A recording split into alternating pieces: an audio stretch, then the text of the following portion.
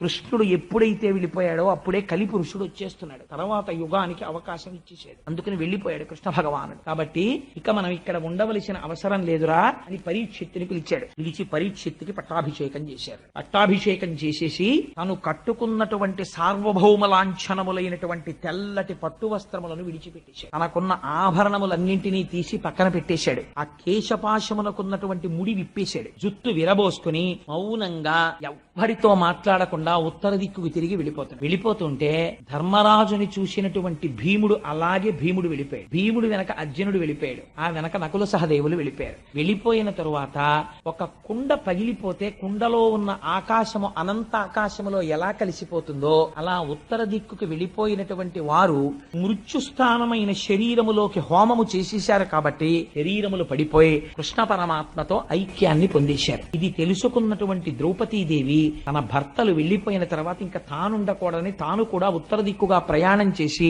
ఆవిడ కూడా శరీరాన్ని విడిచిపెట్టేసింది.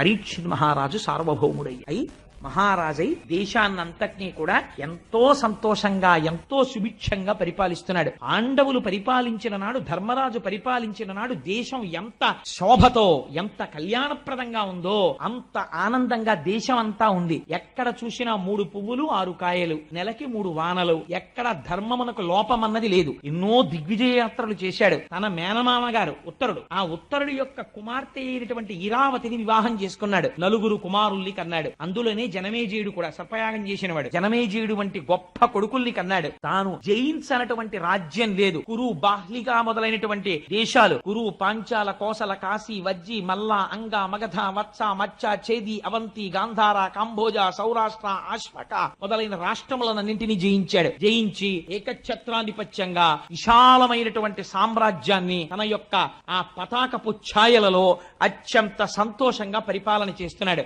ఆయన దిగ్విజయయాత్రకి వెడుతుంటే శిబిరము వేసుకునుంటే ఆ ఊళ్లలో ఉన్న జానపదులు వచ్చి చెప్తుండేవారట, మహానుభావ మీ పెద్ద తాతగారైనటువంటి ధర్మరాజు గారు ఇలాగే దిగ్విజయ యాత్రకి వచ్చి కూర్చున్న తరువాత మహానుభావుడు కృష్ణ పరమాత్మ ఏం చేసేవారో తెలుసా? శిబిరంలో పాండవులందరూ నిద్రపోతుంటే తానొక్కడే కత్తి పైకి తీసి పాండవులకు ఆపద వస్తుందేమోనని నిద్రపోతున్న పాండవులకు తెలియకుండా కత్తి పట్టుకుని శిబిరం చుట్టూ తిరుగుతుండేవాడు. కృష్ణుడు అంత రక్షించాడయా మీ తాతల్ని. అదే కృష్ణుడు ఆరాధ్యం చేస్తుంటే పాండవ మధ్యముడైనటువంటి అర్జునుడు ఒక్కొక్కసారి పిలవడం కోసమని తన పాదంతో డొక్కలో ఇలా తన్నాడు. తంతే వెనక్కి తిరిగి చూసి, ఫల్గుణ ఏ రథం ఎటు తిప్పాలి అని అడిగేవాడు. అర్జునుడిని పిలిచి బావా అని హాస్యం ఆడేవాడు. అలహస్తీశ్వర శతకంలో ధూర్జటి పొంగిపోతాడు.